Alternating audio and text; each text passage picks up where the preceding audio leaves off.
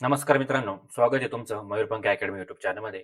मित्रांनो, सांगली जिल्हा मध्यवर्ती बँकेची जी भरती आहे, जी 444 जागांसाठी होणार आहे आणि ज्याच्यासाठी तुम्ही 4 ते 5 महिने अभ्यास केलाय, ती भरती आता फक्त 9 दिवसावर येऊन ठेपलेली आहे.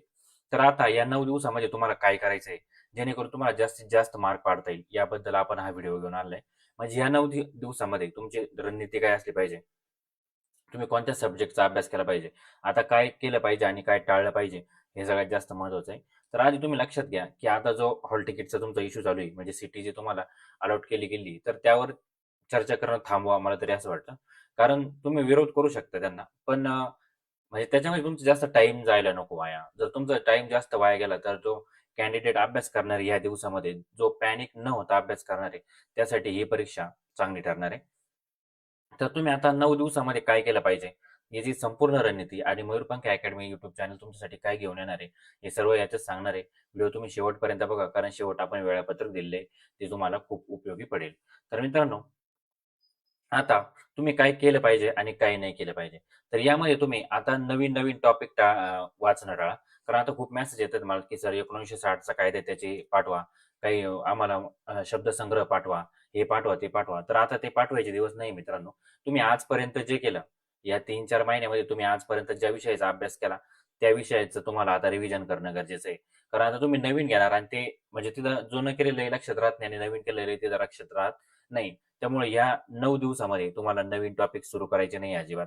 रँडम अभ्यास करू नका. म्हणजे चल ठीक आहे, आलो इकडून-तिकडून फिरून, चला हे पुस्तक घेतलं, इथं हे दिसलं, ते घेतलं. तिथं ते पडलेले आहेत बेडवर हे, ते घेतलं. लायब्ररीत वेगळंच पुस्तक सापडलं, दुसरा वेगळंच वाचतोय, तर लगेच दाखव मला 5 मिनिटात मी वाचून देतो. तर असं टाळणं म्हणजे असं करणं तुम्ही टाळा. तुम्ही एक स्पेसिफिक शेड्यूल बनवा आणि त्यानुसार तुम्ही अभ्यास करा.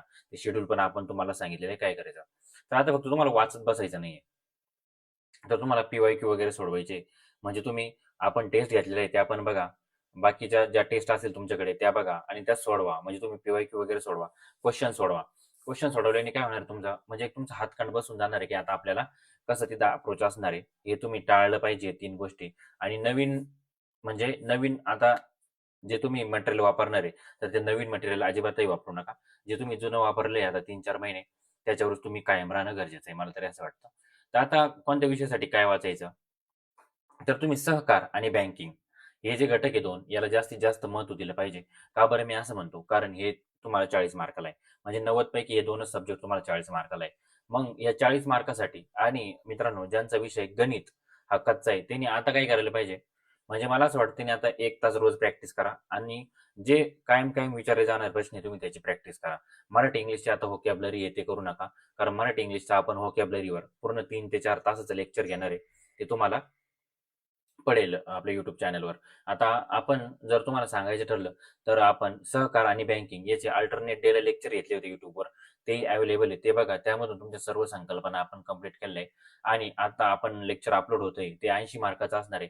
ज्यामधून तुमचे 80 मार्क टोटल कव्हर होणार आहे मित्रांनो. त्यामुळे तुम्ही काय करणं गरजेचं आहे, आपल्या अकॅडमीसोबत जोडले राहा पहिलं म्हणजे. आणि रोज जे व्हिडिओ अपलोड होतात ते बघा. त्यामधून तुमचा भरपूर जास्तीत जास्त सराव होणार आहे. तर सहकाराचे जे कायदे आहे, त्याचे तुम्ही शॉर्ट्स नोट बनवले असणार आहे. त्या शॉर्ट नोट्स तुम्ही वाचा.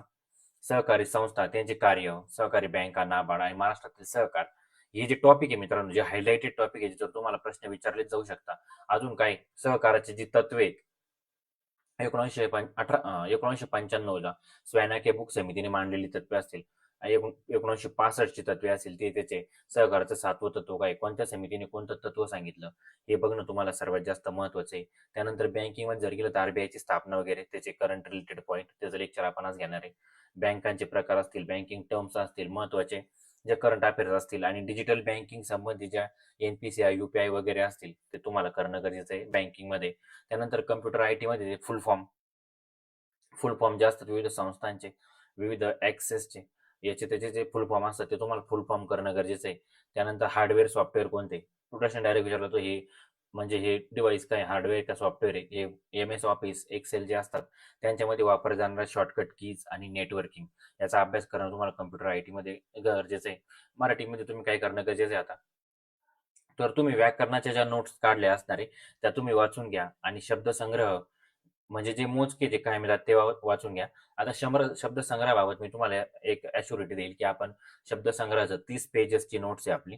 त्याच्यामधून तुमचे शब्दसमूहाबद्दल शब्द समानार्थी, विरुद्धार्थी आणि अलंकारिक शब्द असतील, वाक्यप्रचार असतील, ते सर्व क्लिअर केले. त्यामुळे ते जे लेक्चर जेव्हा अपलोड होईल तेव्हा तुम्ही ते बघा. त्यामुळे तुमची व्होकॅबचे जे ताण आहे तो निघून जाईल. तसंच इंग्लिश बाबतही तसंच आपण केलं. इंग्लिश बाबतही ते आपलं आहे लेक्चर. त्यानंतर गणिताचं काय करायचं तुम्हाला, जे आतापर्यंत आलेले म्हणजे रिझनिंग चे जे क्वेश्चन आहे ते कोणत्या टाईपचे होते ते तुम्ही रोज सोडवा. आता तुम्ही आतापर्यंत जे सूत्र वगैरे पाठ केले असेल ते पाठ करा. म्हणजे त्याची तुम्हाला रोज तयारी करायची आहे. जीकेचा आपण लेक्चर घेणार आहे. जीकेचं तुम्ही कितीही करत बसले तर ते खूप कमी मित्रांनो. मला तर असं वाटतं हे जे येणारे 9 दिवस आहे त्यामुळे तुम्ही जीकेचा अभ्यास नाही केला तरी चालेल. तुम्ही सहकार बँकिंगवर जास्तीत जास्त भर तुमचा असायला हवा. पुढे बघा, आता रोजचं काय शेड्यूल असणार तुमचं, तर रोजचं तुम्हाला हे जे 4 सायकल आहे कंप्लीट करायचे. म्हणजे रिव्हिजन, आधी सकाळी उठा, रिवाईज करा. म्हणजे आधी शिकवलेले सर्व तुम्ही आधी शिकवलेलं किंवा तुम्ही जे वाचलेले जे पॉईंट आहे ते पूर्ण रिवाईज करत राहा. कारण पुढचं पाठ मागचं सपाट असं व्हायला नको. त्यामुळे आपण काय करायला पाहिजे, रोज रिव्हिजन केली पाहिजे. एमसीक्यूची प्रॅक्टिस केली पाहिजे. रोज टेस्ट सोडवा. आपली दुसरी टेस्ट उद्या आहे मित्रांनो, 12 वाजता ती अपलोड होईल, ती सोडवा. जास्तीत जास्त प्रश्न सोडवा आणि वेळेत पूर्ण करायला बघा. कारण त्यामुळे तुमचं काय होणार आहे, तिथं तुम्ही पॅनिक होणार नाही अजिबात. पेपर द्यायच्या वेळी चुका शोधा. म्हणजे दिसतंय या टेस्टला मला 40 मार्क आले, पुढच्या टेस्टला 80 आले. म्हणजे पुढच्या टेस्टला 80 आले, मग तेव्हा सगळ्यांना सांगत फिरायचं की मला 80 आले. आणि ज्यावेळी 40 येतील, 50 येतील, त्यावेळी एकदम पॅनिक होऊन बसायचं.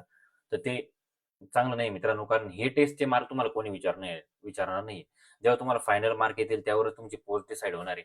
त्यामुळे तुम्ही आता काय करायचंय, चुका शोधायच्या आहे की कुठं चुका होतात, कोणत्या पॉईंटला आपल्या चुका होतात, कोणती कन्सेप्ट आपली क्लिअर नाहीये. त्या चुका शोधा आणि त्या 9 दिवसामध्ये आपल्याला फाइंड आउट करून त्यांच्यावरती उपाय शोधायचे. त्यामुळे आपल्याला काय होणार, आपले मार्क वाढणार आहे आणि आपली रँक जी फिक्स होणार आहे. आता पुन्हा रिव्हिजन करायची आहे. चुका कोणत्या झाल्या ते प्रश्न लिहून काढा. ते कमजोर विषय पुन्हा वाचा आणि त्याची काय करायची, तुम्हाला रिव्हिजन करायचे आहे. रोजच्या रोज आता तुम्ही रिवाईज केल्याशिवाय काय पर्याय नाहीये. तर पुढे आपण बघायचं ठरलं तर 3 बॉक्सची स्ट्रॅटर्जी असणार आहे आपली. म्हणजे 3 स्लॉटमध्ये आपण कसा अभ्यास केला पाहिजे, हे मी सगळं व्यवस्थित अभ्यास करूनच बनवलेलं आहे. तर 3 स्लॉटमध्ये कसा अभ्यास केला पाहिजे, तर हे बघा. बॉक्स 1 मध्ये म्हणजे पहिला स्लॉट तुमचा सकाळचा. आपल्या गृहिणी वगैरे महिला ज्या असतील त्यांनी दुपार न केलं तरी चालेल, कारण सकाळी त्यांना काम असतं, किंवा संध्याकाळी केलं तरी चालेल. पण तुमचा जो मोकळा वेळ असतो सगळ्यात जास्त मोठा, त्यामध्ये तुम्ही सहकार आणि बँकिंग करा, कारण तुम्हाला 40 मार्कला आहे. ओके. त्याच्यामध्ये सहकार आणि बँकिंग तुम्ही बॉक्स स्लॉट 1 मध्ये करा. स्लॉट 2 मध्ये काय करायचे तुम्हाला, इतर सब्जेक्ट करायचे. म्हणजे तुम्ही तुमच्या हिशोबानुसार 4 तासाचा 5 तास, 4 तास आणि नंतर 3 तास असं जर स्लॉट केला, किंवा गृहिणींनी 4 4 4 तासाचे जर स्लॉट केले, तर त्यामध्ये पहिल्या स्लॉटमध्ये तुम्हाला सहकार आणि बँकिंग घ्या.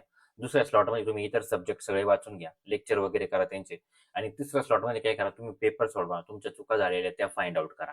या अशी तुम्ही 3 स्लॉटमध्ये जर अभ्यास केला तर तुमच्या अभ्यासाला योग्य दिशा मिळणार आहे मित्रांनो. आता पुढे बघा, हे 3 स्लॉट तुम्ही करा व्यवस्थित. पुढे तुम्ही आता 9 दिवसाचं काय आहे, आपल्याला काय करायचंय, तर 1 ते 3 दिवस रिव्हिजन तुम्हाला मजबूत करायची आहे. म्हणजे महत्वाचे टॉपिक वाचायचे, शॉर्ट नोट्स तयार करायचे आहे. आणि ज्या शॉर्ट नोट्स तयार झालेल्या आहे त्या तुम्हाला वाचायच्या आहे. म्हणजे शेवटच्या दिवशी ऍट द 11th आवर तुम्हाला ते सगळं पटापट रिवाईज करता येईल आणि पेपरला जाता येईल. म्हणजे काय होतं त्याने, आत्मविश्वास तुमचा हाय लेवलला असतो आणि पेपरमध्ये मग पॅनिक होत नाही आपण, आणि पटापट आपल्याला सोडवता येतं. कमकुवत विषयावर तुम्हाला जास्त लक्ष द्यायचंय. जास्तीत जास्त एमसीक्यू सोडवा आणि चुका वगैरे टाळणं तुम्हाला गरजेचं आहे या 8 दिवसामध्ये. या 8 दिवसामध्ये सर्वात महत्वाचा पॉईंट मी सांगितला तो हा आहे की नवीन कोणतंही घ्यायचं नाहीये आता. नवीन आता बाजारातून नका घेऊ, तुमच्या मित्राकडून नका घेऊ, किंवा तुम्हीच आधी घेऊन ठेवलेलं पुस्तक जे आतापर्यंत वाचले नाही, ते धुळखात पडलेलं आहे, तेही आता घेऊ नका. जे तुम्ही आतापर्यंत वाचलेलं आहे तेच करा मित्रांनो. कारण तुम्ही आता नवीन घ्यायच्या फंद्यात जर पडले तर जुनं विसरून तुम्ही जाऊ शकता, जे आपल्यासाठी फायदेशीर ठरणार नाही.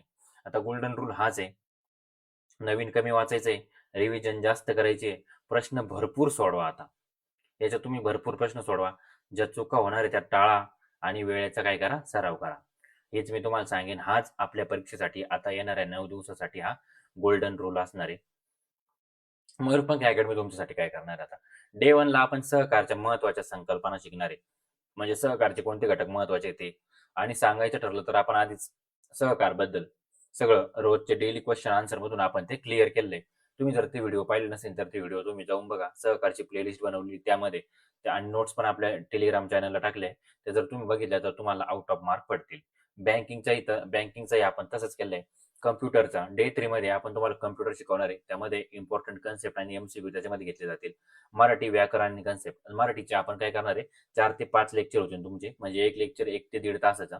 असं एका दिवस तुम्हाला काय करायचंय, एका स्लॉटमध्ये बसायचंय. तुमचा फोन, लॅपटॉप, टीव्ही घेऊन बसायचंय आणि काय करायचंय, ते पूर्ण लेक्चर बघायचे. त्याच्यानंतर आपली ती पीडीएफ टेलिग्राम चॅनलला टाकणार आहे. म्हणजे ते बुकच केले आपण 30 पेजेसचं. त्याच्यामधून तुमचं पूर्ण ते कव्हर होऊन जाईल. इंग्लिशचंही तसंच आहे मित्रांनो. जीएस जीकेचा आपण प्रत्येक सब्जेक्टचं एक लेक्चर बनवू. त्यामध्ये कोणते घटक महत्वाचे आहे आणि तुम्हाला कसे लक्ष ठेवता येईल आणि त्यावरचा प्रश्न कसा टॅकल करता येईल, त्यावर आपण एक जीएस जीकेचं लेक्चर घेऊ. करंट अफेअर्स म्हणजे आता जे झालेले करंट अफेअर्स, बँकिंग असेल आणि सहकार असेल, त्याच्यावर झालेले जे करंट अफेअर्स त्याबद्दल एक लेक्चर होईल. त्यानंतर तुमचा मिक्स प्रॅक्टिस सेट होईल एक 90 पेजेसचा, म्हणजे 90 प्रश्नांची एक टेस्ट होईल आणि त्यानंतर एक फायनल मॉक टेस्ट होईल, जी पूर्णपणे आयबीपीएसच्या धर्तीवर आपण बनवलेली असेल. तर हा आपला 9 दिवसाचा प्लॅन तुम्हाला मयूरपंख अकॅडमी युट्यूब चॅनलकडून असेल आणि तुम्ही काय करायचं हेही आपण तुम्हाला सांगितलेलं आहे. त्यामुळं आता तयार होणं गरजेचं आहे. आता आपण कोणताही आळस दाखवायला कामा नाही. म्हणजे आता उठा मित्रांनो, आता आळस वगैरे दाखवू नका आणि तुमचे जे ग्रुप आहे, ते जे चॅट ग्रुप आहे टेलिग्रामचे, त्याच्यावर तुम्ही सारखे ऑनलाईन राहू नका. कारण त्याच्यावर जर तुम्ही सारखे ऑनलाईन राहिले तर तुमचं रँक इकडे घसरणार आहे. म्हणजे तुम्ही इकडे ऑनलाईन दिसाल पण तुम्ही तिकडे रिझल्टमध्ये नसणार आहे मित्रांनो. हे कटू आहे पण सत्य आहे. कारण मी ते पाहतोय तुमचं टेलिग्राम चॅनल, त्याच्यामध्ये सारखे तुम्ही ऑनलाईन आहे आणि ते हॉल तिकीटचे जे तुमचे सिटी जे अलॉट झाले आहे त्याच्यावरती चर्चा चालू दिसते आपल्याला. तर तुम्ही एक काम करा, त्या बँकेला एकदा फोन करून बघा. सोमवारी फोन करा. जर होत असेल तर बघा. जर म्हणजे आमचं जर एमपीएससी जर ठरलं, सांगायचं झालं मित्रांनो, तर मागच्या वेळी आम्ही एवढे आंदोलन करूनही आमचं काही झालेलं नव्हतं. म्हणजे आम्हाला आदल्या दिवशी माहित नव्हतं. आणि 2022 ची मेन्स जी मी दिली होती त्याच्या आदल्या दिवशीपर्यंत मला माहित नव्हतं की मला दुसऱ्या दिवशी मेन्स द्यायची की नाही. म्हणजे एकदम अचानक माणूस पॅनिक होऊन जातो. तेव्हा तुम्ही तुमचे जिथं सेंटर आले तिथं तुम्ही जायची तयारी ठेवा. त्याच्यामुळे तुम्हाला जास्तीत जास्त आता कष्ट घ्यावे लागणार नाही आणि तुमचा अभ्यासावर पूर्ण फोकस राहील. माझं हेच सांगणं असेल. तर आता आपल्याला हे मिशन काय करायचे, स्टार्ट करायचंय.